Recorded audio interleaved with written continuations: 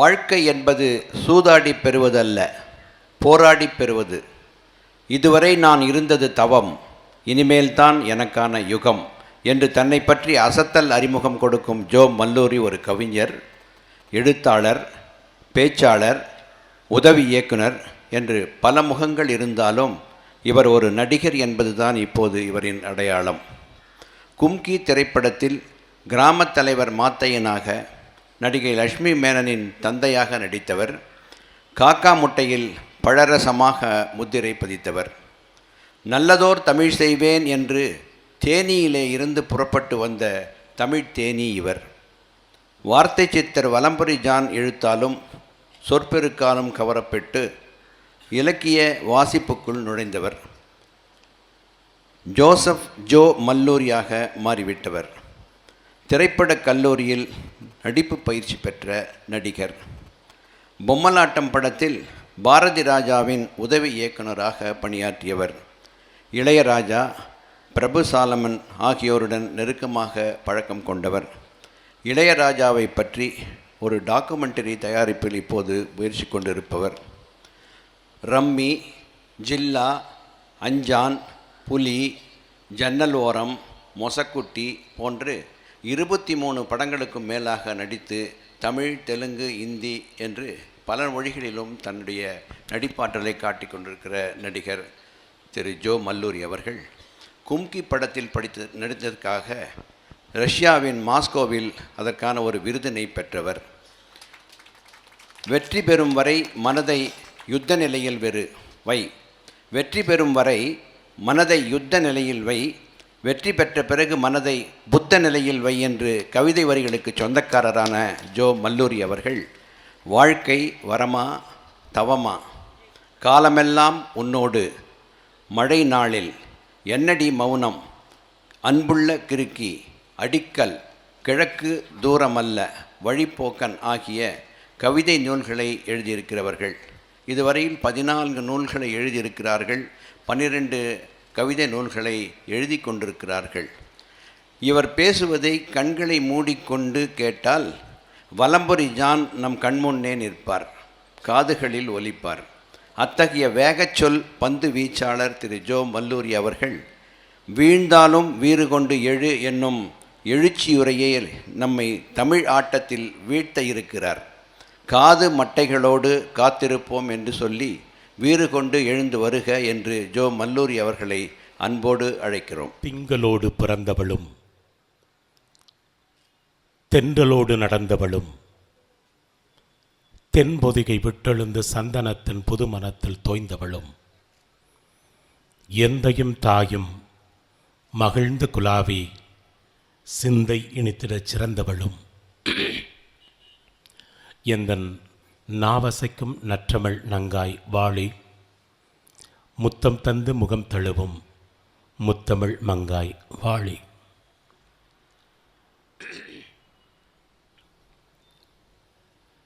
சில்லென்று வீசுகிற பூங்காற்று சிட்டுக்குருவிகளை தொட்டு தழுவுகிற சுகமான ஒரு தை மாதத்தில்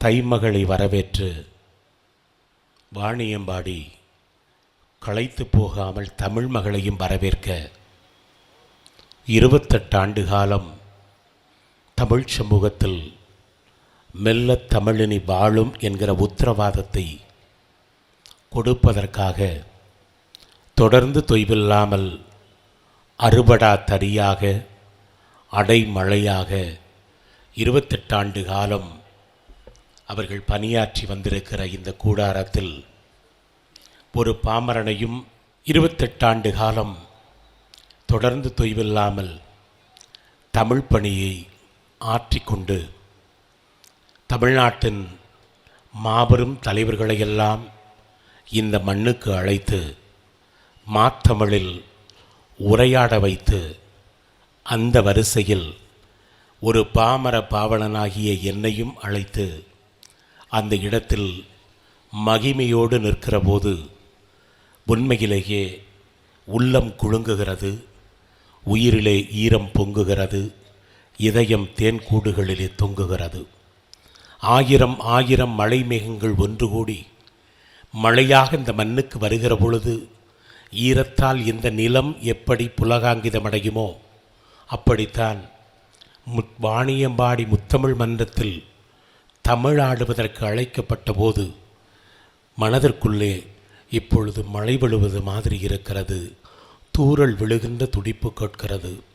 தாய்ப்பாலுக்கு வாய்க்கால் வெட்டுகிற தமிழ் பணிக்கு என்னை தத்தம் செய்து 2000 ஆண்டுகளாய் மார்புக்கும் மனசுக்கும் இடைவெளி இல்லாமல் இலக்கிய பூமியில் ஓடிக்கொண்டிருக்கிற நேரத்தில் தமிழாட வேண்டுமென்று வாணியம்பாடி முத்தமிழ் மன்றத்தின் செயலர் அண்ணன் பிரகாசம் அவர்கள் ஏறத்தாழ 3 மாதங்களுக்கு முன்பிருந்தே எப்படியாவது நீங்கள் வர வேண்டும், வந்து வார்த்தையாட வேண்டும் என்று விடுத்த அழைப்பை உங்கள் முன்னால் கொள்கை பிடிப்போடு ஏற்று தமிழாட வந்திருக்கிறேன். நீங்கள் கேட்பதற்காக தருவதற்கு தமிழையும், நீங்கள் கேட்காமலே தருவதற்கு அன்பையும் சுமந்து வந்திருக்கிறேன். என் மனதை எப்பொழுதும் இளமையாக வைத்துக் கொள்வதற்கு காதலை தாளப்படுத்தி கொண்டும், என் மனதை வளமையாக வைத்துக் கொள்வதற்கு தமிழை தவப்படுத்தி கொண்டும் எப்பொழுதும் என்னை நான் மகரந்தப்படுத்தி கொள்ளுகிற ஏகாந்த பயணி. அந்த வகையில் நான் தாளப்படுத்தி கொண்ட காதலை என் அந்தப்புறத்திற்கும், நான் தவப்படுத்தி கொண்ட தமிழை இந்த அவைக்களத்திற்குமாக சுமந்து வந்திருக்கிறேன். நான் கொண்டு வந்திருப்பது தமிழ் என்கிற காரணத்தால் மழை மேகங்கள் எப்படி மண்ணுக்கு வரும்போது ஈரத்தோடு இந்த நிலம் புலகாங்கிதம் அடையுமோ அப்படித்தான் உங்கள் இதய வயல்களில் என் அருந்தமிழ் வார்த்தைகளை அடவு கட்டி நடவு செய்வதற்காக வந்திருக்கிற சொல்லேர் உழவன்.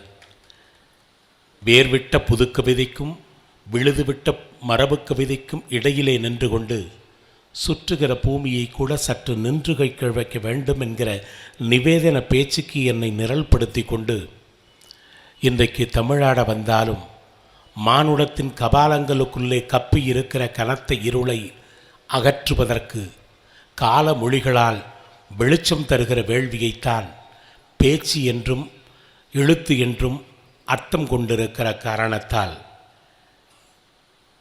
நீங்கள் நாடுகிற இசையை மீட்டுவதற்கும் தேடுகிற திசையை காட்டுவதற்கும் உங்கள் நெஞ்ச வயலில் சில விதைஞர்களை விதைத்துவிட்டு போவதற்கான வாய்ப்பாக இதை எண்ணி உங்கள் அனைவருக்கும் நெஞ்சம் அள்ளி கொஞ்சும் விஞ்சு புகழ் கொண்ட அஞ்சுகத் தமிழில் மஞ்சம் நெகிழும் மகிழம்பூ சொல் எடுத்து சீர்படைத்து யாழெடுத்து இசை மீட்டும் தமிழ் பாவெடுத்து கவிதை கண்கொண்ட காவிய வணக்கம் கூறி என் உரை தொடங்குகிறேன். மேன்மைக்குரிய பெருமக்கள், தமிழை நேசிக்கவும் வாசிக்கவுமாக வாழ்ந்து கொண்டிருக்கிற வாணியம்பாடி தமிழ் சமூகமே, நிறைய பேசுகிற மேடை இது என்றாலும் அங்கொன்றும் இங்கொன்றுமாய் உங்கள் நெஞ்ச வயல்களில் நான் சில விஷயங்களை விதைத்து விட்டு போவதற்கு காலம் எனக்கு வழங்கிய இந்த மணித்துளிகளை என் வாழ்நாள் பெருமை என்று நான் கொண்டாடுகிறவன். அதனால் இந்த தமிழ் சமூகத்தில் 28 ஆண்டு காலம் தமிழ்நாட்டின் ஒரு ஓரத்தில் ஏறத்தாழ வெப்பம் அதிகரிக்கிற ஒரு மண்ணில் இருந்து கொண்டு தமிழை ஆராதிப்பதற்கும் ஆலாபனை செய்வதற்கும் 28 ஆண்டு காலம் தொய்வில்லாமல் ஒரு சமூகம், தமிழ் சமூகத்திற்காக ஒரு சின்ன சமூகம் ஒன்று கூடி முத்தமிழ் மன்றத்தை அமைத்து தொடர்ந்து தொய்வில்லாமல் அதை இந்த தலைமுறைகளுக்கு கொண்டு சேர்க்க வேண்டும் என்கிற நம்பிக்கையை விதைத்து கொண்டிருக்கிற இந்த முத்தமிழ் மன்றத்தை சார்ந்தவர்கள் அத்தனை பேருடைய கால் மலர்களிலும் என் கண் மலர்களை வைத்து நான் முதலில் என் நன்றியை தெரிவித்துக் கொள்ள ஆசைப்படுகிறேன். காரணம், இந்த தமிழ் சமூகத்திற்கு கிடைத்திருக்கிற கடைசி தலைமுறைகள் இன்றைக்கு இருக்கிறவர்கள். இந்த தலைமுறைகளுக்கு நீங்கள் தந்துவிட்டு போவது என்ன என்று கேட்டால் நமக்கு முன்னால் நிறைய மௌனம் இருக்கிறது, நமக்கு முன்னால் நிறைய கேள்வி இருக்கிறது, பதில் இல்லை. நிறைய தீக்குச்சிகள் இருக்கிறது, வெளிச்சம் இல்லை. யோசித்து பார்ப்போம். மானுட வரலாற்றை பின்னோக்கி பார்க்க வேண்டும்.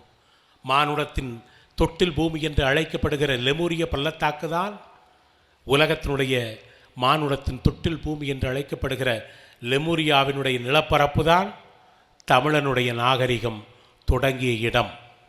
தமிழருடைய தொல் பூமியிலிருந்து தான், தமிழருடைய நாகரிகத்திலிருந்து தான் திராவிட நாகரிகம் திரிந்தது. திராவிட நாகரிகத்திலிருந்து தான் சிந்து சமவெளி நாகரிகம் சிறந்து எழுந்தது. அந்த சிந்து சமவெளி நாகரிகத்திலிருந்து தான் அரேபிய சமூகம் அடர்ந்து நின்று, அரேபிய சமூகம்தான் எபிரேனிய சமூகமாக மாறி, எபிரேனிய சமூகம்தான் எகிப்து சமூகமாக மாறி, எகிப்து சமூகம்தான் ரோமானிய கிரேக்க நாகரிகமாக மாறி, கிரேக்க நாகரிகம்தான் ரோமானிய நாகரிகமாக மாறி, ரோமானிய நாகரிகம்தான் ஐரோப்பிய நாகரிகமாக மாறி, அந்த ஐரோப்பிய நாகரிகம்தான் இன்றைக்கு நாம் வாழுகின்ற பூமி. இதுதான் மானுட வரலாற்றினுடைய தொடக்கம். இதுதான் வந்த வழி. ஆனால் ஒன்று யோசித்து பார்க்க வேண்டும். இத்தனை நாகரிகங்களை கடந்து வந்து, இத்தனை பண்பாடுகளை கடந்து வந்து தமிழ் சமூகம் இன்றைக்கு உலகத்தை கட்டுக்கோப்பாக வைக்கிற ஒரு தலைமையான ஒரு இடத்தில் நின்றிருக்க வேண்டும். ஆனால் அப்படி இல்லை என்றால் அதற்கு என்ன காரணம் என்று யோசித்து பார்த்தால் அதற்கு நிறைய பதில் உண்டு. அந்த பதில்கள் வேறொரு மேடைக்கு சொந்தமானவை. இந்த மேடைக்கு அது சொந்தம் அல்ல. அங்கொன்றும் இங்கொன்றுமாக நான் தொட்டு காட்டுவதற்கு அடிப்படை காரணம் அதுதான். காரணம், நம்முடைய முன்னோர்கள் வேட்டை சமுதாயமாக மாறி காட்டுமிராண்டிகளாக இருந்த காலம். வேட்டை சமூகம் யாரோ ஒருவன் கண்டுபிடித்த கலப்பையால், யாரோ ஒருவன் கண்டுபிடித்த சக்கரத்தால், யாரோ ஒருவன் கண்டுபிடித்த நெருப்பால் அந்த வேட்டை சமூகம் வேளாண்மை சமுதாயமாக மாறுகிறது. இந்த வேளாண்மை சமுதாயம்தான் பல யுகங்கள், பல நூற்றாண்டுகளை கடந்து கொண்டு வந்து மானுடத்தை வழிநடத்தி வந்த நூற்றாண்டுகள் வேளாண்மை நூற்றாண்டுகள். எனவே இன விருத்தியும் உணவு விருத்தியும் தான் மனிதனுக்கு அல்ல, அதை தாண்டி அறிவு விருத்தி இருக்கிறது என்பதை நம்பிய போது 1000 நூற்றாண்டுகள் கடந்து போய்விட்டன. அதற்கு பிறகு மனிதனுடைய ஒளி வடிவம் வரி வடிவமாக மாறி, வரி வடிவம் எழுத்து வடிவமாக மாறி, அதற்கு பிறகு இலக்கியங்கள் பிறந்து 1800களின் மத்தியில் நீராவி இன்ஜின் கண்டுபிடிக்கப்பட்ட பிறகுதான் வேளாண்மை சமுதாயம் தொழில் சமுதாயமாக மாறுகிறது. அதற்கு பிறகு 1950களில் மனித மூளைக்கு இணையான கணிப்பொறி கண்டுபிடிக்கப்பட்ட போதுதான் அந்த தொழில் சமுதாயம் கல்வி சமுதாயமாக மாறியது. இன்றைக்கு இங்கிருக்கிற பெரும்பாலானவர்கள் அந்த கல்வி சமுதாயத்தில் பிறந்தவர்கள். அந்த கல்வி சமுதாயம்தான் 2000ற்கு பிறகு தொழில்நுட்ப சமுதாயமாக மாறி இன்றைக்கு நாம் வாழுகிற இந்த சமுதாயம் அறிவியல் சமுதாயம், இயந்திரங்களால் கட்டமைக்கப்பட்டிருக்கிற சமுதாயம். ஆனால் ஒன்றை யோசித்து பார்த்தால், மொழியிலிருந்து தான் கல்வி வருகிறது, கல்வியிலிருந்து தான் கலை வருகிறது, கலையிலிருந்து தான் பண்பு வருகிறது, பண்பிலிருந்து தான் சமூகம் வருகிறது, சமூகத்திலிருந்து தான் நாடு வருகிறது என்பதுதான் அடிப்படை கட்டுமானம். என்றால் மொழியை சரியாக கட்டமைத்து கொண்ட இனம்தான் உலக வரலாற்றில் உயர்ந்திருக்கிறது என்பதை நாம் வரலாற்று பூர்வமாக பார்த்திருக்கிறோம். 4500 ஆண்டுகளுக்கு முன்னால் நைல் நதி கரைகளிலே நடனமாடி திரிந்த எகிப்து மொழி இன்றைக்கு யாருடைய மொழியாகவும் இல்லை. 3500 ஆண்டுகளுக்கு முன்னால் இரவாத இதிகாசம் என்று சொல்லப்படுகிற ராமாயணம், மகாபாரதம் ஏற்றப்பட்ட எழுதப்பட்ட சமஸ்கிருதம் இன்றைக்கு யாருடைய மொழியாகவும் இல்லை. 3000 ஆண்டுகளுக்கு முன்னால் போதி மரத்திலே வேதியை ஞானம் பெற்ற புத்தர் பேசிய பாலி மொழி இன்றைக்கு யாருடைய மொழியாகவும் இல்லை. 2000 ஆண்டுகளுக்கு முன்னால் இயேசு பெருமான் பேசிய அரேமேயிக் மொழி இன்றைக்கு யாருடைய மொழியாகவும் இல்லை.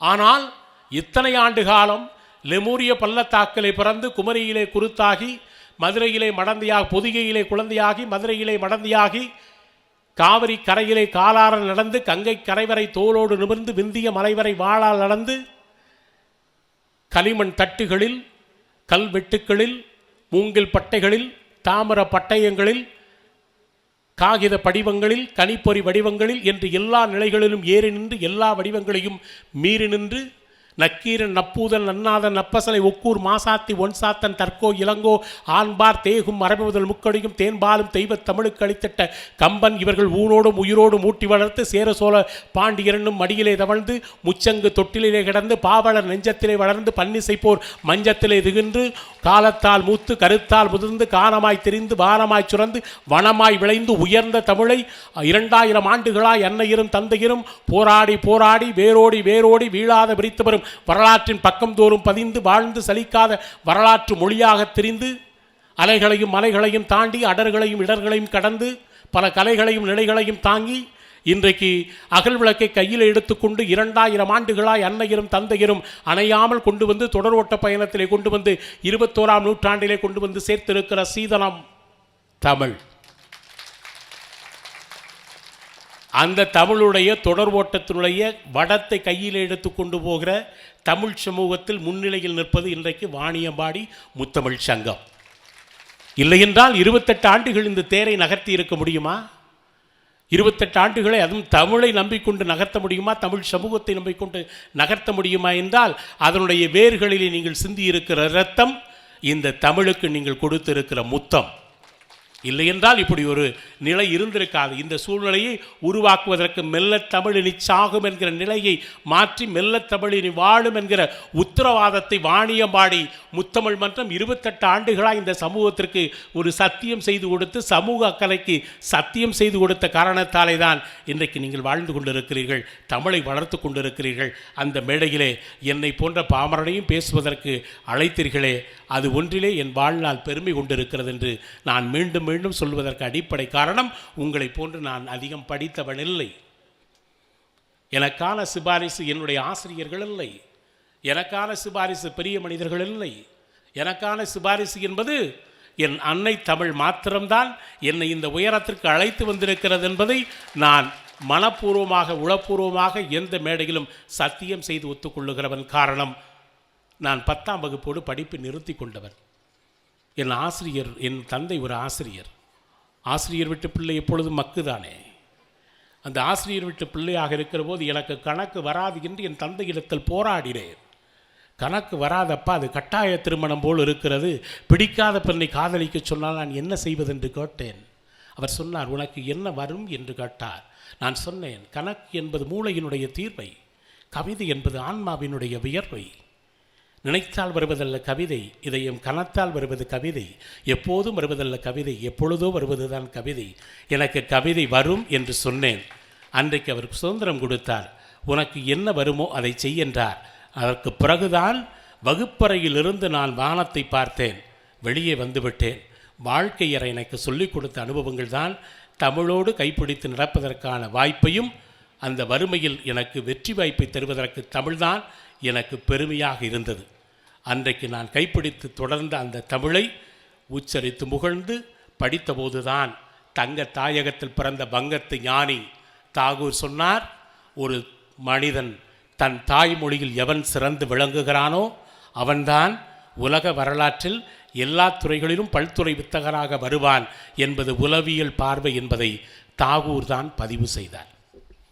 அன்றைக்கு முடிவெடுத்தேன், தாய்மொழியில் சிறந்து விளங்க வேண்டுமென்றால் முதலில் ஒருவன் தாய்மொழியிலே 25 ஆண்டு காலம் அவனுடைய 1/4 நூற்றாண்டு தவம், அவனுடைய படிப்பு என்பது பெற்றுக்கொள்ள வேண்டிய கல்வி என்பது 2 கல்வி.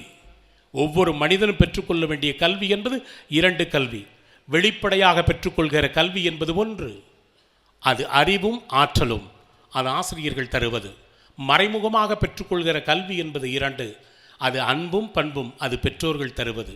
கருவறைக்கு வெளியே வருகிற பிள்ளைக்கு தருவது அன்பும் பண்பும், வகுப்பறைக்கு உள்ளே போகிற பிள்ளைக்கு தருவது அறிவும் ஆற்றலும். இந்த 2 கல்வியை சரியான விகிதாச்சாரத்தில் ஒரு பிள்ளைக்கு இந்த சமூகம் என்றைக்கு வழங்குகிறதோ அவன்தான் மாணவ நிலையிலிருந்து மனித நிலைக்கு உயர்ந்து போவான் என்பதுதான் அடிப்படை வாழ்க்கை தத்துவம். அந்த வாழ்க்கை தத்துவத்தை மிகச்சிறப்பாக அவன் செய்ய வேண்டுமென்றால் 20 வயதிற்குள் ஒரு மனிதன் எதை உட்பாளுங்கிறானோ அதுதான் அவனது பழக்க வழக்கம். 20 வயதிற்குள் ஒரு மனிதன் எதை உட்கொள்ளுகிறானோ அதுதான் அவனது பண்பாடு. நீங்கள் உங்கள் குழந்தைகளை கேட்டிருப்பீர்கள், ஒரு மனிதன் அழகாக இருக்கிறான் என்றால் அது அவனது எலும்புக்கும் தசைக்குமான மரியாதை. ஒரு மனிதன் அறிஞனாக இருக்கிறான் என்றால் மொழிக்கும் நாட்டிற்குமான மரியாதை.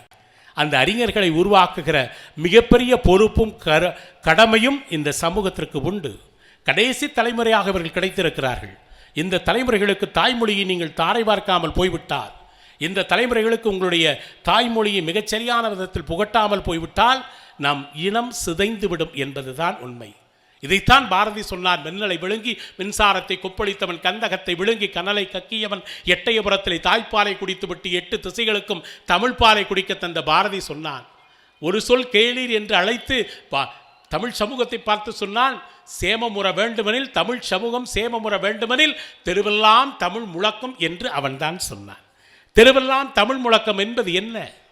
விளம்பரம் செய்வதா? இல்லை. உன் இனத்திற்கு நீ உன் தாய்மொழியை மிகச்சரியாக வளர்க்க வேண்டும் என்பதுதான் தெருவெல்லாம் தமிழ் முழக்கம் என்று அன்றைக்கு அவன் அச்சாரம் வைத்தான். அதற்கு பிறகு வந்த பாரதிதாசன் அதைத்தான் அழகாக சொல்லுகிறான். தோப்பில் நிழலா இல்லை, குளிர்தரும் நிழலா இல்லை, தமிழ்நாட்டில் தமிழ் தெருவில் தமிழ்தான் இல்லை என்று அவன் சொன்னதற்கு வடம் பிடித்து சொன்னான், வருத்தத்தை தெரிவித்தான். அந்த வருத்தத்தை மனதிலே வைத்து கொண்டுதான் தயவு கூர்ந்து பெருமக்களே, நாம் வாழுகிற காலத்தில் நம் தமிழ் சமூகத்திற்கு, இந்த பிள்ளைகளுக்கு நீங்கள் கொடுக்க வேண்டிய மிகப்பெரிய உண்மையான உணர்வு என்பது தமிழ் உணர்வு, தாய்மொழி உணர்வு. அந்த தாய்மொழி உணர்வை சரியாக தரவில்லை என்றால் இந்த சமூகம் இனத்தினுடைய வளர்ச்சி தாய்மொழியிலே தான் இருக்கிறது. வெறும் வளர்ச்சி என்பது புறத்தோற்ற வளர்ச்சியாக இருந்தால் அகத்தோற்ற வளர்ச்சிக்கு அது தமிழ் முக்கியம் என்பதை நீங்கள் புரிந்து கொள்ள வேண்டும் என்பதற்காகத்தான் நம் வரலாற்றை அங்கொன்றுமாக இங்கொன்றுமாக தொட்டு காட்ட விரும்புகிறோம். காரணம், இந்த சமூகத்தில் நாம் எங்கே போகிறோம் என்று யோசித்து பார்த்தால் சில விஷயங்கள் புரியாது. நதி எந்த திசையை நோக்கி ஓடுகிறது என்பதல்ல முக்கியம், எங்கு நோக்கி ஓடுகிறது என்பதுதான் முக்கியம். ஒரு மாணவன் மாணவனாக உருவாகிறானா என்பதல்ல முக்கியம், ஒரு மாணவன் மனிதனாக உருவாகிறானா என்பதுதான் முக்கியம். 100 மனிதர்கள் சேர்ந்து சிந்திப்பதை ஒரு மனிதன் சிந்தித்தால் அவன்தான் அறிஞன். 100 அறிஞர்கள் சேர்ந்து சிந்திப்பதை ஒரு மனிதன் சிந்தித்தால் அவன்தான் மேதை. 100 மேதைகள் சேர்ந்து சிந்திப்பதை ஒருவன் சிந்தித்தால் அவன்தான் ஞானி. 100 ஞானிகள் சேர்ந்து சிந்திப்பதை ஒருவன் சிந்தித்தால் அவன்தான் தீர்க்கதரிசி. 100 தீர்க்கதரிசிகள் சேர்ந்து சிந்திப்பதை ஒருவன் சிந்தித்தால் அவன்தான் இறைவன். உங்கள் தலைமுறைகள், உங்கள் பிள்ளைகள் மனிதனா, அறிஞனா, ஞானியா, மேதையா, தீர்க்கதரிசியா, இறைவனா என்பதை நீங்கள் முடிவெடுத்து கொள்ள வேண்டும். ஒரு பழத்தில் எத்தனை விதைகள் இருக்கிறது என்பதை அறிந்து கொள்ளுகிறவன் மனிதன். ஆனால் ஒரு விதைக்குள் எத்தனை பழங்கள் இருக்கிறது அறிந்து கொள்ளுகிறவன் தான் இறைவன். மனிதன் அவன் இறைவன். அந்த இறைநிலைக்கு உங்கள் பிள்ளைகள் மிருகத்திற்கும் மனிதனுக்குமான இடைவெளியை குறைப்பது தான் உண்மையான கல்வியாக இருக்கும். ஆனால் இன்றைக்கு நாம் கொடுக்கிற கல்வி என்பது என்ன? கல்வி என்பது கடைச்சரக்கல்ல. அது வெள்ளத்தால் அழியாதது, வெந்தனலால் வேகாதது, உள்ளத்தான் இயலாதது, அல்லத்தான் குறையாதது, கள்ளத்தார் எவராலும் களவாட முடியாதது. அதுதான் உண்மையான கல்வி. வாழ்க்கையை நேர்மையாக எதிர்கொள்கிற ஆற்றலை எந்த கல்வி தருகிறதோ, எந்த ஆற்றல் தருகிறதோ அதுதான் உண்மையான கல்வி. ஆனால் இன்றைக்கு இருக்கிற தன்னம்பிக்கை இழந்த சமூகம், இன்றைக்கு இந்த தமிழ் சமூகம், இன்றைக்கு வளருகிற தலைமுறைகள் தங்களுடைய மதிநுட்பத்தை அவர்கள் நம்பவில்லை என்பதுதான் வருத்தத்திற்குரிய செய்தி. அவர்கள் தொழில்நுட்பத்திலே அடிமையாக இருக்கிறார்கள். உங்கள் குழந்தைகள் கையிலே அலைபேசியை வைத்துக்கொண்டு என் குழந்தை அற்புதமாக அலைபேசியை கையாளுகிறான் என்று பெருமைப்படுகிறீர்களே, ஜப்பான் நாட்டு குழந்தைகள், சீன நாட்டு குழந்தைகள் ஒருபோதும் தங்களுடைய வாழ்க்கையை தொழில்நுட்பத்தில் அடிமையாக வைத்து கொண்டதில்லை. தங்களுடைய மதிநுட்பத்தை அவர்கள் நம்புகிறார்கள். எந்த குழந்தை மதிநுட்பத்தை மிகச்சரியாக நம்புகிறதோ அந்த குழந்தை தான் உன்னதமான குழந்தையாக இருக்க முடியும். ஒரு மனிதன் இந்த சமூகத்தில் வாழ்ந்தான் என்பதற்கு அடையாளம் 3. 1, அவன் ஒரு பெண் பிள்ளையை பெற்றிருக்க வேண்டும், அல்லது ஒரு வீடு கட்டி இருக்க வேண்டும், ஒரு நூல் எழுதியிருக்க வேண்டும் என்பதுதான் நம் முன்னோர்கள் நமக்கு வகுத்து சொன்ன ஒரு வாழ்க்கை முறை. ஒரு மனிதன் வாழ்ந்தான் என்பதற்கு அடையாளம் 3. ஆனால் ஒரு மனிதன் இந்த சமூகத்தை அகழ்ந்தான் என்பதற்கு 3 அடையாளம் உண்டு. 1, அவன் மனிதனாக வாழ்ந்திருக்க வேண்டும். 2, தன்னால் பிற மனிதர்கள் வாழ்ந்திருக்க வேண்டும். 3, தனக்கு பின்னாலும் தான் வாழுகின்ற அமர நிலையை பெற்றிருக்க வேண்டும். எனவே வாழ்ந்தான் என்பது அடையாளம். தமிழ் சமூகத்தில் தான் அகழ்ந்தவர்கள் அதிகம். இல்லையென்றால் இந்த மண்ணிலிருந்து, இந்தியாவிலிருந்து, இந்த மண்ணிலிருந்து இவ்வளோ பெரிய பெருமக்கள் நமக்கு கிடைத்திருக்க மாட்டார்கள். இந்த சமூகத்தை கட்டமைத்தவர்கள், இந்த நாட்டை விடுதலை களத்தில் என்று கட்டமைத்தவர்கள் காந்தியடிகளும் நேருவும். மானுட நெறியை இந்த சமூகத்தில் கட்டமைத்தவர்கள் ஆதிசங்கரரும் பட்டினத்தாரும், ரமணரும் அரவிந்தரும், விடுதலை களத்தில் நின்று மானுட நெறியை இந்த சமூகத்திற்கு கட்டமைத்தவர்கள். ராஜாராம் மோகன் ராயும் பெரியாரும் சமூக தளத்தில் நின்று கொண்டு பகுத்தறிவை கட்டமைத்தவர்கள். வள்ளுவனும் கம்பனும் இந்த சமூகத்தில் பொதுமறையை தந்து காவியமாக இந்த மானுட பண்புகளை கட்டமைத்தவர்கள். அவர்களெல்லாம் நம்முடைய தலைமுறைகளுக்கு கொடுத்து விட்டு போனது ஞான சொத்து. உங்கள் குழந்தைகளுக்கு நீங்கள் நிறைய உங்களுடைய வீடு, நிலம், பொருள், பொன் அத்தனையும் நீங்கள் கொடுக்கலாம். அவையெல்லாம் தான சொத்து. ஆனால் அதையெல்லாம் மீறி தான சொத்தை உங்கள் தலைமுறைகள் அனுபவிப்பதற்கு அனுமதிக்கிற நீங்கள் திருக்குறளையும் வள்ளுவனையும் கம்பனையும் கொடுத்து போன நாலடியையும் ஔவையார் சொன்ன ஆத்திசொடியும் பாரதியார் சொன்ன ஆத்திசொடியும் இப்படி நல்ல நல்ல ஞான சொத்துக்களை இந்த சமூகத்திற்கு தந்திருக்கிறார்களே, அந்த ஞான சொத்தை அனுபவிப்பதற்கு உங்கள் குழந்தைகளை நாங்கள் இதுவரை அனுமதித்திருக்கிறீர்களா என்பதுதான் நமக்கு முன்னால் இருக்கிற கேள்வி. இந்த சமூகத்தை கட்டமைப்பதற்கு நீங்கள் உங்களுடைய வாழ்க்கையை கொஞ்சமாவது அர்ப்பணித்து கொள்ள வேண்டும். 10 வயதில் நாம் அறியாமையோடு இருப்போம், அது தவறில்லை. ஆனால் 20 வயதில் அழகோடு இருக்க வேண்டும், 30 வயதில் ஆற்றலோடு இருக்க வேண்டும், 40 வயதில் செல்வத்தோடு இருக்க வேண்டும், 50 வயதில் அனுபவத்தோடு இருக்க வேண்டும், 60 வயதில் அமைதியோடு இருக்க வேண்டும், 70 வயதில் சந்ததியோடு இருக்க வேண்டும், 80 வயதில் சன்னதியோடு இருக்க வேண்டும், 90 வயதில் இருந்தால் நிம்மதியோடு இருக்க வேண்டும். இந்த வாழ்வியல் சூத்திரத்தை, வாழ்க்கை சூத்திரத்தை நம்மை சார்ந்த சமூகத்திற்கு விட்டு போவது நம்முடைய கடமை. கொடுக்கும் பண்பை இந்த சமூகத்தில் கொடுக்கும் பண்பை வளர்க்க வேண்டிய பெரும் பொறுப்பு நம்மிடத்தில் இருக்கிறது. கல்வியற்ற சமூகம் ஒரு சமூகம் என்றைக்கு இந்த தமிழ் சமூகம் அல்ல, எந்த சமூகமும் தாய்மொழியை அவமதித்த சமூகம் உலகத்தில் வளர்ந்ததாக வரலாறு இல்லை. தாய்மொழியை ஏற்றுக்கொண்ட சமூகம் வீழ்ந்ததாக வரலாறு எந்த சமூகத்திலும் இல்லை. தமிழ் மொழியை ஒரு பொருளாதாரத்தை பூர்த்தி செய்கிற மொழியாக அதை இழுத்துச் செல்ல வேண்டும். இந்த சமூகத்திற்கு தேவையான மொழியாக அதை மாற்ற வேண்டும்.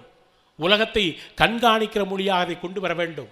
உலகத்தை அறிவியல் பூர்வமாக பார்க்கிற மொழியாக தமிழை உயர்த்த வேண்டும் என்பதற்குத்தான் இப்படி அமைப்புகள் பாடுபடுகிறது.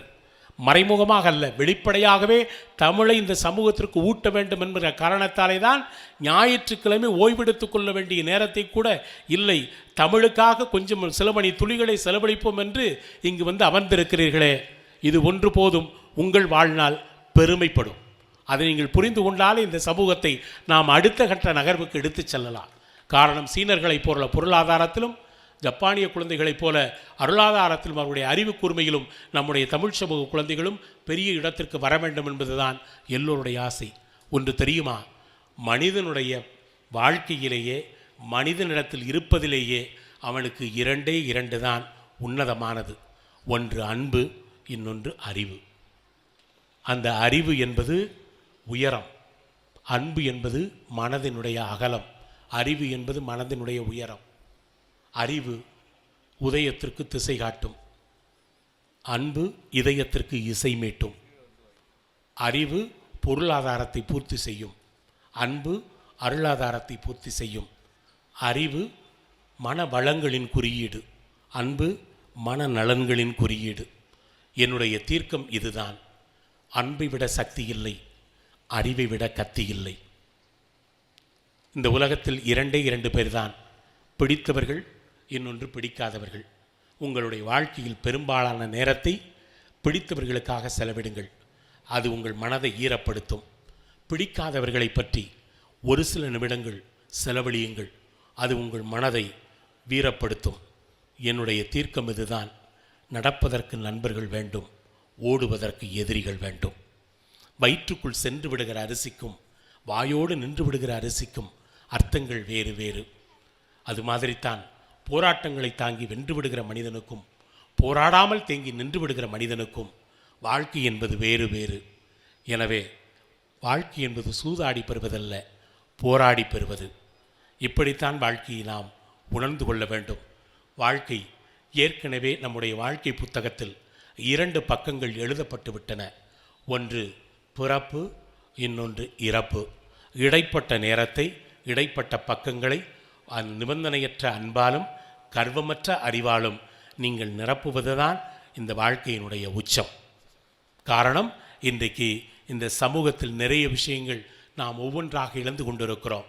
இன்றைக்கு இருக்கிற தலைமுறைகள் இழந்து வருகிற விஷயங்கள் என்ன தெரியுமா? தாய்ப்பால் என்றால் இன்றைக்கு இருக்கிற குழந்தைகளுக்கு என்ன என்று தெரியாது, தாலாட்டு என்றால் என்ன என்று தெரியாது. அறுவடை பாடல் என்றால் என்ன என்று தெரியாது, கும்மிப்பாட்டு என்றால் என்ன என்று தெரியாது, எதிர்காலத்தில் ஒப்பாரி என்றால் என்ன என்றும் தெரியாது. ஒவ்வொன்றாக இழந்து வருகிறார்கள். இந்த பிள்ளைகளுக்கு பண்பாட்டை மீட்டுருவாக்கம் செய்ய வேண்டுமென்றால் அவர்கள் தங்களுடைய தாய்மொழியில் சிறந்து விளங்கி இருக்க வேண்டும் என்பதைத்தான் அடிப்படை சிந்தனையாக இந்த மன்றத்திலே நான் முன்வைக்கிறேன். தாழ்வு மனப்பான்மையோடு இந்த குழந்தைகள் நாங்கள் வளருவோமா வளர மாட்டோமா, ஏதோ படிக்கிறோம், சம்பிரதாயத்திற்காக 12 ஆண்டு காலம் படிக்கிறோம், இந்த சமூகத்திலிருந்து நாங்கள் வீழ்ந்தாலும் வீறு கொண்டு எழுவோம் என்கிற சிந்தனையை அவர்களுக்குள்ளே வைக்க வேண்டுமென்றால், அந்த சிந்தனையில் அவர்கள் வளர வேண்டுமென்றால் அழுத்தமான சமூக சிந்தனையை, தமிழ் சிந்தனையை உங்கள் குழந்தைகளை ஏற்றுக்கொள்ள வேண்டும் என்பதற்காகத்தான் போகிற இடமெல்லாம் ஒரு விஷயத்தை நான் பதிவு செய்கிறேன். நீங்கள் பெற்றோர்களாக இருக்கிற காரணத்தால் உங்கள் குழந்தைகளுக்கு ஒரு 7 விஷயங்களை மறக்காமல் செய்யுங்கள். அந்த குழந்தைகள் சாதாரண மனிதனிலிருந்து மாமனிதனாக உயர்ந்து வருவான். வருடத்திற்கு ஒரு முறை உங்கள் குழந்தைகளை முதியோர் இல்லங்களுக்கும் அனாதை இல்லங்களுக்கும் அழைத்து சென்று வாருங்கள். 6 மாதத்திற்கு ஒரு முறை அருகில் இருக்கிற மருத்துவமனைக்கு அழைத்து சென்று வாருங்கள். 3 மாதத்திற்கு ஒரு முறை உங்கள் குடும்பத்தோடு பக்கத்தில் எங்காவது ஒரு பயணம் சென்று வாருங்கள். 2 மாதத்திற்கு ஒரு முறை உங்கள் குழந்தை படிக்கிறானோ இல்லையோ ஒரு நல்ல புத்தகத்தை வாங்கி வீட்டிலே சேமித்து வையுங்கள். மாதத்திற்கு ஒரு முறை காலை 6 மணியிலிருந்து மாலை 6 மணி வரை ஒரு நாள் முழுக்க யாருடனும் பேசாமல் நோன்பு இருக்க சொல்லுங்கள். வாரத்திற்கு ஒரு முறை உங்கள் குழந்தைகள் உங்கள் வீட்டினுடைய கழிவறைகளை உங்கள் குழந்தைகளையே கழுவச் சொல்லுங்கள். தினமும் ஒரு முறை உங்கள் உதிரம் தந்த, உங்களுக்கு பாரம்பரியம் தந்த, உங்களுக்கு உடம்பு தந்த மூதாதையர்களை ஒரு நிமிடம் நினைக்கச் சொல்லுங்கள். நான் கோடிட்ட இடத்தை விட்டு போகிறேன், எதற்கென்று சொல்ல மாட்டேன். அதற்குள்ளே தான் மானுடத்தினுடைய தத்துவம், வாழ்வினுடைய தத்துவம் அடங்கி இருக்கிறது. அந்த 7 விஷயங்களை ஒரு மனிதனுக்கு நீங்கள் சரியாக புகட்டினால் அவன் மிகச்சிறந்த குடிமகனாக, இந்த தேசத்தினுடைய நம்பிக்கையாக, உங்கள் குடும்பத்தினுடைய நம்பிக்கையாக, எதிர்காலத்தில் உங்களையே நீங்கள் முதியோர் இல்லத்தில் சேர்த்துவிடக்கூடாது என்கிற நம்பிக்கையாக அவன் வாழ்வான், அவன் வளருவான் என்பதைத்தான் இந்த சமூகத்திற்கு இன்றைக்கு சொல்ல வேண்டியிருக்கிறது. காரணம், இன்று ஓடிக்கொண்டிருக்கிற, பரபரத்து ஓடுகிற, குறியறியாது ஓடுகிற இந்த 21ஆம் நூற்றாண்டில் நம்முடைய தேடல்கள் எவை, எஞ்சிய வாழ்க்கையில் நம்முடைய பாதை எவை என்று யோசித்து பார்த்தால் இங்கு பலருக்கும் வந்து போன சுவடுகள் கூட கிடையாது. அப்படி வந்து போன சுவடுகள் இல்லாத இந்த நேரத்தில் வாழ்க்கையில் எதையாவது விட்டுவிட்டு செல்ல வேண்டுமென்றால் தன்னிடம் இருப்பதை தருவது தானம், தனக்குள் இருப்பதை தருவது ஞானம். அந்த ஞானத்தை இந்த குழந்தைகளுக்கு கொடுக்க வேண்டுமென்றால் தாய்மொழியில் அவர்கள் சிறந்து விளங்க வேண்டும், நல்ல குடிமக்களாய் இந்த குழந்தைகள் வளர வேண்டும் என்பதை இந்த சின்ன மணி நேரத்தில் உங்களிடத்தில் சொல்லிவிட்டு நான் விடைபெறுகிறேன். வேர்களைப் போலல்ல, கிளைகளைப் போல. கிளைகள் முறிந்தால் மீண்டும் துளிர்க்கும் தளிர்க்கும். ஒரு முறையோடு என்னை வாணியம்பாடியிலிருந்து வழி அனுப்பி விடாதீர்கள். மீண்டும் ஒரு முறை அழைக்கப்படுகிற போது உங்கள் விடுதலைக்கான நித்திய பாடலை சத்தியத்திற்கு சாட்சியம் சொல்வது மாதிரி நானே வந்து பாடுவேன். எனவே உங்களுடைய அன்பும் உங்களுடைய அறிவும் இந்த சமூகத்திற்கு தேவைப்பட வேண்டும் என்கிற உணர்வோடு காந்தி சொன்னார், கொள்கையற்ற அரசியல், நேர்மையற்ற வியாபாரம், தியாகமற்ற வழிபாடு, மனசாட்சியற்ற அறிவியல், மனிதநேயமற்ற மகிழ்ச்சி, உழைப்பற்ற செல்வம், பண்பாடற்ற கல்வி என்ற 7 பாவங்களை என்றைக்கு இந்த சமூகம் போக்குகிறதோ அன்றைக்குத்தான் இந்தியா வேறொரு தளத்திற்கு செல்லும் என்று சொன்ன அந்த 7 பாவங்களை போக்குவதற்கான எல்லா வழிகளிலும் நீங்கள் அதற்கு முயற்சிக்க வேண்டும் என்று சொல்லி நான் வைகறை பொழுதின் வாசனை அரும்புகளாய், வளர் உரைகளாய், மணிப்புறாக்களாய், மயக்க வெளிகளாய், பன்னீர் நதிகளாய், பனிமலை தீவுகளாய், விடியல் குயில்களாய், விடி விளக்குகளாய் அமர்ந்திருக்கிற வாணியம்பாடி முத்தமிழ் சங்கத்தின் உறுப்பினர்களே, வாணியம்பாடி தமிழ் சமூகமே, கவிஞனாக இருந்து உங்களை வாழ்த்துகிறேன்.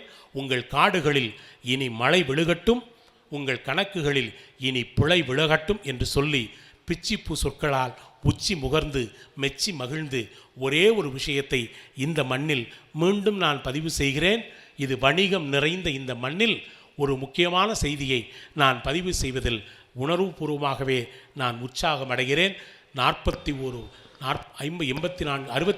ஆண்டுகள் வாழ்ந்து 23 ஆண்டுகள், ஓராண்டுகள் ஈராண்டுகள் அல்ல, 23 ஆண்டுகள் ஒரே நூலகத்திலே அமர்ந்து அந்த ஒரே நூலகத்தில் 41,000 புத்தகங்களை படித்து ஒரே ஒரு புத்தகத்தை இந்த சமூகத்திற்கு வழங்கியவன் காரல் மார்க்ஸ். எல்லோரும் அந்த நூலகத்தை காகித கிடங்காக பார்த்தார்கள். அவன் ஒருவன்தான் நூலகத்தை ஆயுத கிடங்காக பார்த்தவன். அந்த புத்தகத்தை அங்கிருந்து எழுதிய போது அங்கிருந்து தான் ஏகாதிபத்தியங்களுக்கும் எதிராக மதாதிபத்தியங்களுக்கும் எதிராக ஏவுகணைகளை தயாரித்துவிட்டு அந்த மூலதனம் என்ற புத்தகத்தில் சொல்வான், உறவுகளை நிர்ணயிப்பதே பொருளாதாரம்தான் என்றவன் பதிவு செய்திருக்கிறான். இன்றைக்கு நம் யோசித்து பார்த்தால் நம்முடைய வாழ்க்கை முறையும் உறவுகளை நிர்ணயித்த பொருளாதாரம்தான். நம்முடைய உறவுகளை பொருளாதாரம் நிர்ணயிக்காமல் அருளாதாரம் நிர்ணயிக்கிற ஒரு இடத்திற்கு நம் சமூகம் வர வேண்டுமென கேட்டுக்கொண்டு, தமிழ் மணக்கும் தாழம்பு சொற்களால் உங்கள் கால் மலர்களில் என் கண் மலர்களை வைத்து நன்றி பெருக்கோடு விடைபெறுகிறேன். கடைசி 5 நிமிட துளிகளை உங்களுடைய கேள்வி கணைகளுக்காக நான் ஒதுக்கி தருகிறேன். நல்ல கேள்விகளை கேளுங்கள், பதில் சொல்லிவிட்டு விடைபெறுகிறேன்.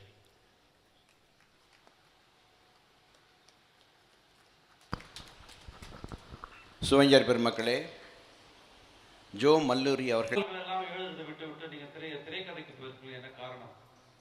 நான் பாடலாசிரியராக போவதற்காகத்தான் ஆசைப்பட்டு பிரபு சார்வன் இடத்தில் சென்றேன். அவருடைய தோற்றத்தை பார்த்துவிட்டு நான் இந்த வயதில் போய் இவர் யோசிக்க வேண்டும், லக்ஷ்மி மேனனுடைய இணையாக நடிக்க வேண்டிய வயதில் தந்தையாக நடிப்பதற்கு எவ்வளோ பெரிய மனப்பக்குவம் இருந்திருக்க வேண்டும். அந்த மனப்பக்குவத்தை எவ்வளவு கஷ்டப்பட்டு ஒரு புறவியை துறவியாக பக்கத்தில் வைத்து கொண்டு வாழ்ந்தவன் நான். எனவே நான் நடிப்பதற்காக என்னுடைய எண்ணம் இருந்திருந்தாலும் கூட பாடலாசிரியராக வர வேண்டும் என்பது என்னுடைய எண்ணம். இன்னும் காலம் கனிய வேண்டும், அதுவரை இந்த மஞ்சள் வெளிச்சம் தேவைப்படுகிறது. எனவே இந்த நடிப்பு துறையில் கொஞ்ச நாள் ஓடுவோம். நேரம் கிடைக்கிற பொழுது அது ஒரு ஆடுகளம். அந்த ஆடுகளம் கிடைக்கிற பொழுது இன்னும் பாருங்கள் பொறுத்திருந்து. அது தீபம் அல்ல, தீப்பந்தம். சார், அந்த படத்தில் பாட்டன் போட்டன் அடிக்கடி ஒரு வார்த்தை சொல்கிறீங்க, அதுக்கு என்ன அர்த்தம்னு எங்களுக்கே தெரியல. ஆனால் அழகாக இருந்தது அந்த வார்த்தைகள். புரியல, நீங்கள் கேட்குறதே தப்பாக இருக்குது.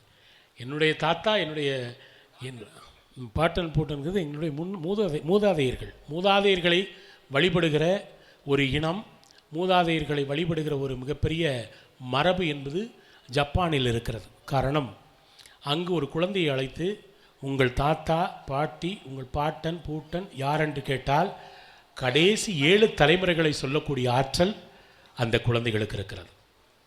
ஆனால் தமிழ்நாட்டில் தன்னுடைய தந்தை பெயரை தாண்டி தாத்தா பெயரை சொல்லுவதற்கு கூட இங்கு மரபுகளை நாம் உருவாக்கவில்லை என்பது வருத்தத்திற்குரிய செய்தி. லெமோரியா கண்டத்திலே இருந்து இன்று சிந்து சமவெளி நாகரிகத்தை தாண்டி எகிப்துக்கு போய் இப்போது ஐரோப்பாவில் வாழ்ந்து கொண்டிருக்கிறோம் என்று சொல்லுகிறீர்களே, இது வளர்ச்சியா அல்லது வீழ்ச்சியா? இது மனித பரிணாமம், இது வளர்ச்சி தான், வேறு வழி இல்லை. ஏன்னா இதுதான் பாதையாக இருந்திருக்கிறது. இது வளர்ச்சி என்பதை விட இது பாதை.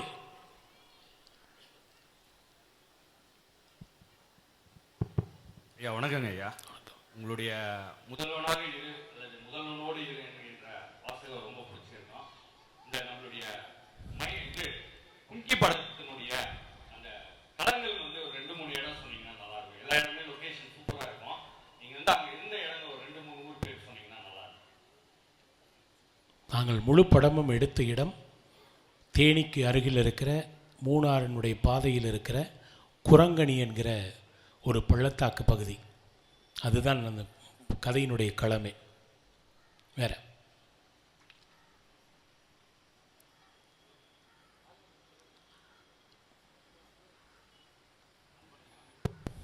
ஹலோ சார், நான் துபாய் சேர்ந்தவன். தமிழ் சங்கம் காஷ்மீராக பேச தமிழ் சங்கம் ஆரம்பித்து தமிழ் சங்கம் ஓடிக்கிட்டு இருக்குது. ஆனால் இப்போ நீங்கள் சொல்ல கேட்டு தமிழ் சங்கத்துக்கு மீராபாய் இந்த தமிழ் சங்கத்துக்கு அழைப்பு கொடுத்தால் கண்டிப்பாக நீங்கள் வருவீங்களா? கண்டிப்பாக வரும். தமிழ்நாட்டில் அல்ல, தமிழ் சமூகம் எங்கெல்லாம் இருக்கிறதோ அந்த தமிழ் சமூகம் எல்லா சமூகத்திற்கும் கண்டிப்பாக வருவேன். நன்றி சார்.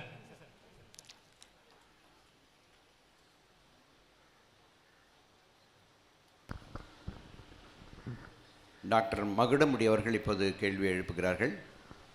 ஐயா, இன்றைய சமுதாயத்திலே தமிழ் சமுதாயத்திலே கல்வி என்பது 2.5 வயசுல கொண்டு போய் விட்டுட்டு முதலாவது மார்க் வர வேண்டும், என் பையன் டாக்டராக வேண்டும், இன்ஜினியராக வேண்டும், கடல் கடந்து செல்ல வேண்டும், செல்லம் மீட்ட வேண்டும் என்று அந்த பணத்தை நோக்கியே சென்று கொண்டிருப்பதால் பிள்ளைகள் அந்த பணத்தை மட்டுமே சொல்லி நீ முதியோர் இல்லத்தில் இரு, உனக்கு எவ்வளோ வேணும் பணம் தருங்கிறது அந்த முன்னெடுப்பு அப்படி இருப்பதால் இருக்கிறது.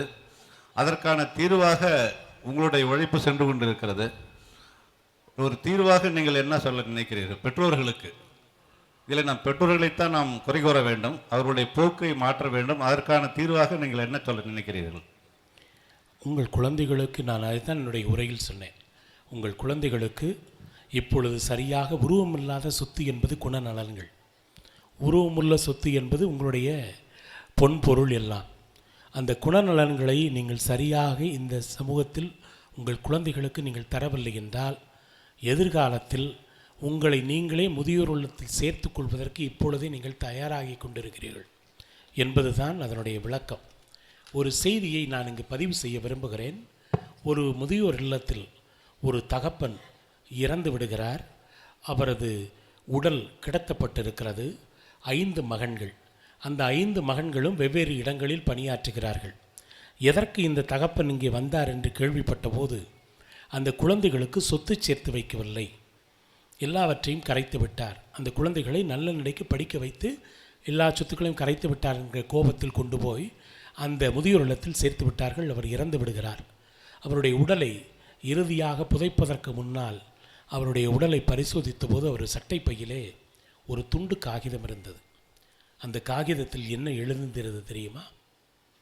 உலக வரலாற்றில் எந்த இலக்கியத்திலும் யாரும் பதிவே செய்ய முடியாத ஒரு 2 வரிகள், திருக்குறளை போன உன்னதமான வரிகள். அவர் எழுதியிருந்தார், என் குழந்தைகள் சொத்து சேர்க்கவில்லை என்பதற்காக என்னை முதியோர் இல்லத்திலே சேர்த்தார்கள். ஆனால் என் குழந்தை நல்ல குழந்தையாக இல்லை என்றால் அவனுக்கு எதற்காக சொத்து?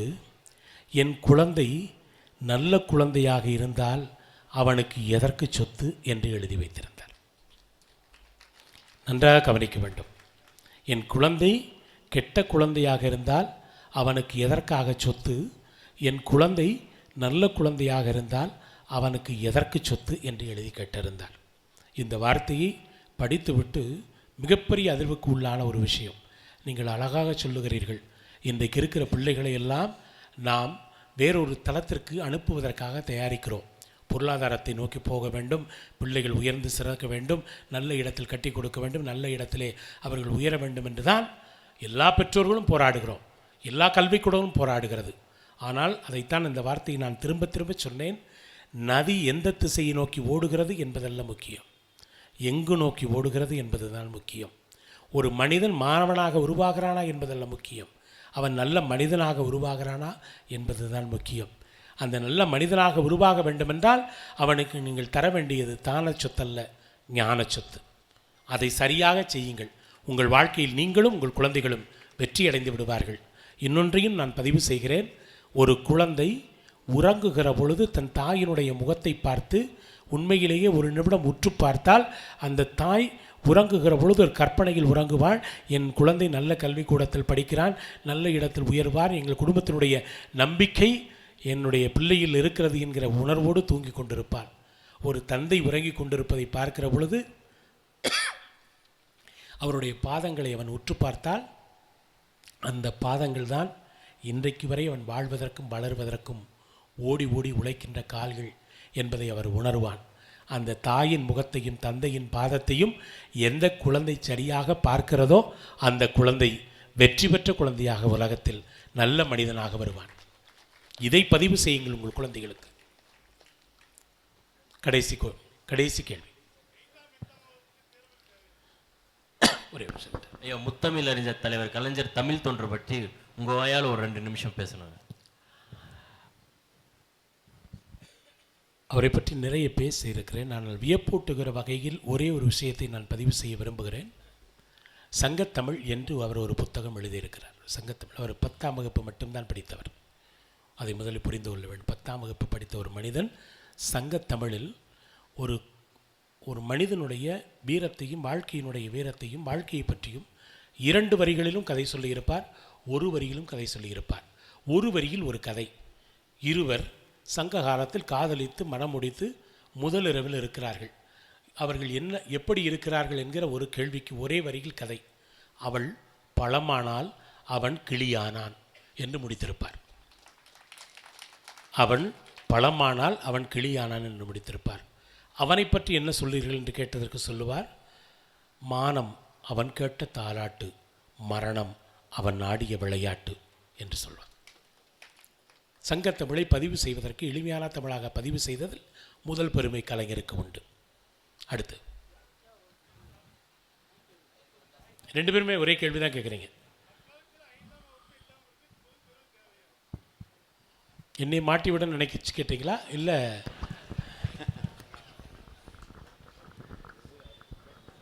ஜப்பான் நாட்டில் எந்த குழந்தையும் 6 வயது வரை கல்விக்கூடங்களுக்கு போவதில்லை. தாயின் மடிதான் முதல் பள்ளிக்கூடம் என்று அந்த சமூகம் 50 ஆண்டுகளுக்கு முன்னால் இருக்கிறது. நம் குழந்தைகளை நம்முடைய தாய்மடியிலிருந்தே, ஏன் மார்பிலிருந்தே பிரித்து கல்விக்கூடத்துக்கு அனுப்பி விடுகிறோம். அந்த கொடுமை என்றைக்கு நிகழாமல் இருக்கிறதோ அதற்கு பிறகு இந்த கேள்விக்கான பதில் வரும். சார், ஒரு கேள்வி. மற்றவர்களிடம் இருக்கின்ற சொத்து, நகை, நட்டு, படிப்பு, கல்வி இதெல்லாம் கம்பேர் பண்ணக்கூடாது, பசங்களுக்கு இன்ஃபீரியாரிட்டி வந்துடும், கம்பேர் பண்ணக்கூடாதுன்றாங்களே. அப்போ பிள்ளைகளுக்கு மற்றவர்களைப் போல் படிக்கணும், பொருளீட்டணும், வெளிநாடு போகணும், உயர்ந்த நிலைக்கு போகணும், உயர்ந்த பதவி அடையணுன்ற எண்ணம் கம்பேர் பண்ணி ஓரளவுக்காவது நினச்சா தானே சார் முடியும். கம்பேர் பண்ணக்கூடாதுன்னு நினச்சோம்னாக்கா எப்படி அது வெற்றி ஆகும்? உள்ளுவதெல்லாம் உயர் உள்ளது. அது இந்தியாவிலும் சரி, வெளிநாட்டிலும் சரி. சிவகாசி ராமச்சந்திரன் பேராசிரியர் வந்து கொண்டிருக்கிறார். என் நெஞ்ச தாழ்வாரத்தில் நேச தொட்டில் கட்டிய பாசத்திற்குரிய பைந்தமிழ் பெருமகன் அவர் வருகிறார் என்று தெரிந்து என்னுடைய பேச்சை இத்தோடு முடித்துக் கொள்கிறேன். உயரமான மனிதர் ஐயா, வாருங்கள். உங்கள் அனைவருக்கும் மீண்டும் என்னுடைய இசை பாடும் சொற்களால் உங்கள் திசை நோக்கி என்னுடைய நன்றியையும் வணக்கத்தையும் செலுத்தி கொண்டு விடைபெறுகிறேன். வாழ்க தமிழ், வளரட்டும் முத்தமிழ் தமிழ் சங்கம், வாணியம்பாடி முத்தமிழ் மன்றம். நன்றி, வணக்கம். இந்த மேடை பல அறிஞர்களை பார்த்திருக்கிறது. நான் போலி எழுப்பி அவரை பாராட்டுகிறோம். ஜோ மல்லூரி அவர்களே, மழை எப்படி பெய்தது என்று கேட்டால் ஜோ என்று பெய்தது என்று சொல்லுவார்கள். மழை மேகமாக கொட்டுகிற நீங்கள் பருவந்தோறும் பிப்ரவரி மாதத்திலே இங்கே பொழிய வருவீர்கள் என்ற உறுதியை உங்களுக்கு அளித்து மீண்டும் மீண்டும் இந்த பொழியும் இந்த மன்றத்திலே என்று சொல்லி கரவொலியோடு உங்களை பாராட்டி மகிழ்விக்கிறோம். நன்றி, வணக்கம்.